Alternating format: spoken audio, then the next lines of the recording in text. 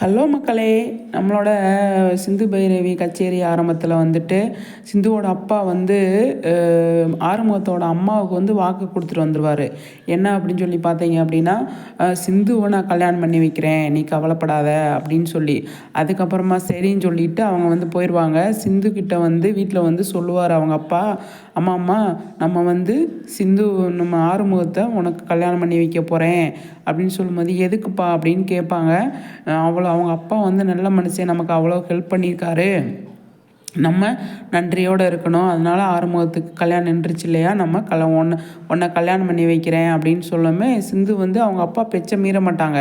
அப்போ வந்துட்டு உடனே வந்து சிவாக்கிட்ட வந்து கேட்குறாங்க, டாக்டர்கிட்ட வந்துட்டு, உனக்கு ஒன்று தெரியுமா, ஆறுமுகத்துக்கு எனக்கும் கல்யாணம் பண்ணணும்னு நினைக்கிறாங்க, நம்ம லவ் மேட்ரை வந்து நீ வீட்டில் சொல்லணும் அப்படின்னு சொல்லும்போது, நான் ஒன்றை லவ் பண்ணலையே, நீ என்ன லவ் பண்ணுறியா அப்படின்னு சொல்லி கேட்பாரு.